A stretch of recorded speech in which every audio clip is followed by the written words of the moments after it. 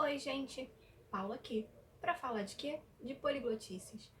No vídeo de hoje eu vou contar pra vocês como eu entrei nesse hobby das poliglotices. Eu devo ter dito antes que eu entrei por volta de 2013, mas a verdade é que a história é bem mais longa do que isso. Eu tive o trabalho de fazer uma linha do tempo minha, ela só tá aqui no meu caderno e agora eu vou contar pra vocês um pouco dessa minha linha do tempo. Eu digo que eu entrei mesmo no hobby das poliglotices em 2013, que foi quando eu me juntei ao Poliglotas da Depressão, que é uma página, um grupo no Facebook para quem gosta de línguas. Mas na realidade, eu comecei a me interessar por uma segunda língua quando eu tinha 10 anos de idade, que foi quando a gente colocou TV a cabo aqui em casa e eu comecei a ter acesso a séries e filmes legendados e eu gostei muito. Só que aqui na nossa família a gente tem uma regra que a gente só pode se matricular no curso de inglês aos 12 anos, porque minha mãe achava que era a idade ideal pra gente começar a aprender uma língua estrangeira, tanto que quando eu fiz 12 anos eu fui pro curso de inglês, quando meu irmão fez 12 anos ele também foi pro curso de inglês. Então aos 12 anos eu comecei a minha segunda língua, minha primeira língua estrangeira, que foi o inglês. Eu fiz 3 anos de curso, depois disso a prática foi toda por conta própria. Uns 2 anos depois, quando eu tava com 14 anos, eu comecei a aprender russo. Só que antes de eu entrar nisso, antes de eu entrar no russo, eu tentei aprender Esperanto, quando eu tinha por volta aí dos meus 13 anos de idade. 13 e 14, pelo que eu tava vendo.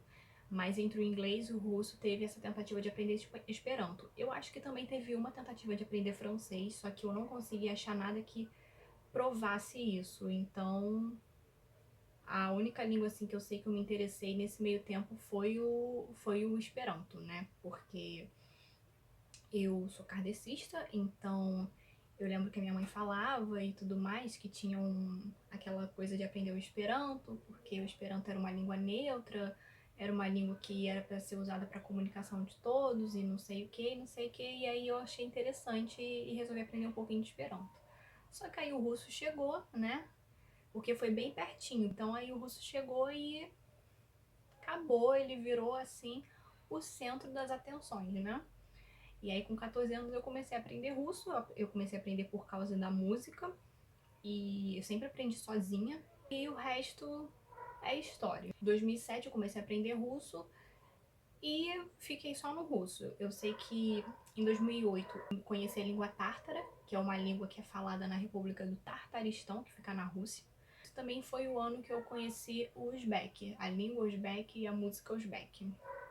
E só que eu não cheguei a aprender de imediato. Em 2010 eu tive minha primeira tentativa de francês, né? Apesar de eu ter falado pra vocês que eu tive aquela tentativa de francês quando eu tinha 13 anos de idade, e eu também acho que teve uma quando eu tava com 15, 16, mas eu também não consegui provar. Eu sei que a minha primeira tentativa documentada de francês foi em 2010. Foi um pouco antes de eu entrar pra faculdade. Mas aí eu não sei, por algum motivo eu não levei pra frente, também não lembro qual foi a minha motivação. Eu sei que em 2010 eu já tinha uma listinha de idiomas que eu queria aprender, mas era uma coisa assim que era só vontade, não era porque eu tava no hobby, nada disso. Em 2011 eu tentei aprender alemão. Eu lembro que eu tava de férias da faculdade, mas eu não fui muito pra frente, eu não cheguei a aprender praticamente assim nada realmente que eu pudesse depois falar que, eu sei pelo menos falar o básico de alemão. Foi muito pouco mesmo. Em 2011 também que eu comecei a traduzir. Eu acho que foi um pouco antes, pra falar a verdade, porque eu descobri a música russa pelo grupo Tatu, mas aí depois eu fui conhecendo outros artistas pelo Orkut, porque tinha um garoto no Orkut que ele era moderador de várias comunidades de artistas de língua russa e eu participava e acabei virando mediadora e eu era responsável por trazer as notícias, trazer as traduções. Naquela época, um pouco antes de 2011, eu já estava traduzindo as letras do inglês pro português. Era uma dupla tradução, né? Eu pegava as letras traduzidas do russo pro inglês e pegava do inglês e traduzia pro português. Só que em 2011 eu realmente comecei a traduzir do russo pro português. E eu sei que nessa época, mais ou menos, acho que final de 2011, início de 2012, eu comecei a traduzir mesmo. Eu fiz uma conta num site chamado Lyrics Translate. Em 2011 eu comecei também o espanhol. Em março de 2011, se eu não me engano, eu comecei meu curso de espanhol. Eu fiz espanhol pelo FISC e foram 3 anos de curso também. Eu tava ainda, né, já tinha o inglês, já tinha o russo, tava com o espanhol, mas eu ainda não estava inserida no hobby propriamente dito. E aí em 2012 também foi minha primeira tentativa com o mandarim. Como eu falei pra vocês no vídeo do Duolingo, se eu não me engano, 2002 eu fiquei em casa por causa da greve na faculdade, né? E eu resolvi fazer alguma coisa com o meu tempo e comecei a aprender mandarim. Só que não deu certo, né? Como vocês ficaram sabendo, não deu certo também. 2013 foi o ano que eu realmente, oficialmente, né, me inseri nesse hobby das línguas, que até então ainda não se chamavam poliglotices, porque no início do ano eu entrei pro Poliglotas da Depressão, e ali eu passava muito tempo ali, fiz várias amizades, descobri várias outras coisas novas, e aí realmente ali eu oficialmente passei a fazer parte do hobby das línguas estrangeiras. E aí em 2013 eu tentei aprender francês pela segunda vez. Foi 2013 também, nesse ano que eu entrei pro Duolingo, outubro de 2013. Eu tentei aprender Uzbek também. Acho que aí foi a minha primeira tentativa pra valer mesmo de aprender Uzbek, só que não deu. 2013 foi um ano muito importante pra mim, porque eu me descobri na tradução. Foi em 2013 que eu descobri que eu realmente queria ser tradutora, que eu amava a área da tradução. A gente vai pra 2014, que eu tive minha segunda tentativa de aprender Esperanto, minha terceira tentativa de aprender francês, e como vocês viram não deu certo. Quer dizer, do francês aí isso é uma história que é uma outra história, mas o Esperanto vocês viram que não deu certo. E também foi em 2014 que finalmente surgiu a hashtag Poliglotices. E foi em 2014 que o hobby de línguas estrangeiras então passou a ser conhecido por mim como Poliglotices. Pois é, aí até então era só línguas estrangeiras. De 2014 em diante, o hobby passou a ser conhecido como Poliglotices. E a gente tem 2014 e 2015, que eu tive a minha segunda tentativa de mandarim, e nessa tentativa eu fui assim bem mais séria, porque eu comprei material, sabe? Eu sentava pra estudar, eu tinha ajuda de um amigo, que ele aprendia mandarim também, ele sabia mais do que eu, e ele me ensinava ideogramas todo fim de semana, sabe? Ele me dava aulinhas mesmo. Só que não deu certo, como vocês viram. Em 2015, eu tirei o meu primeiro certificado de proficiência. Eu fiz a prova, eu tirei o certificado CAE, que ele equivale ao nível C1 do quadro europeu de referências, mas ele equivale ao nível avançado. Foi em 2015 que eu tirei o meu primeiro certificado de proficiência numa língua. Sim, foi um sonho realizado. Em 2015 também eu tentei aprender Uzbek pela segunda vez e mais uma vez não deu certo. Quer dizer, para eu não dizer que não deu tão certo assim, como eu já tinha muito costume de traduzir as traduções russas pro português, ou tentar eu mesma rascunhar minhas traduções olhando as palavras no dicionário e tudo mais, em 2015 eu já tinha conseguido reunir um vocabulário aí de Uzbek de, sei lá, de umas 150 palavras, talvez. Eu cheguei até a criar um conjunto de flashcards no Quizlet. Quizlet é um site de flashcards. E eu cheguei a criar uns 4 ou 5 conjuntos de flashcards no Quizlet com essas palavras que eu tinha aprendido em todo esse meu tempo de música Uzbek e de Uzbek. E aí vem 2016. Em 2016 eu trabalhei como intérprete de acompanhamento nas Olimpíadas aqui do Rio. Eu era intérprete de inglês, português, português e inglês. Também foi um ano muito importante para mim e, né, eu trabalhei como intérprete, eu tentei aprender grego. Não fui muito adiante não, nem passei do alfabeto para falar a verdade.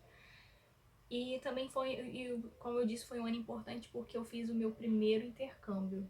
Foi a minha primeira viagem internacional. Depois que acabou o trabalho nas Olimpíadas, eu fui para Paris e fiquei um mês lá estudando francês no curso intensivo.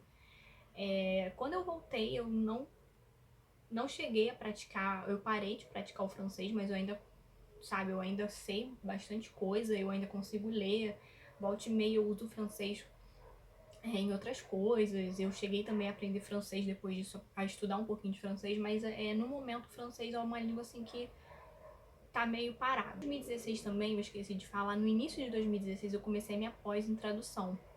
Era o meu sonho, né, fazer essa pós. Só que eu tive que parar em 2017 por motivos pessoais. Foi uma coisa assim que me deixou muito triste. Em 2017 eu tentei aprender Uzbek pela terceira vez. Não funcionou. Em outubro de 2017 que começaram as primeiras ideias, as primeiras conversas para surgir um canal de poliglotices. Pois é, essa ideia do canal é bem antiga para vocês verem.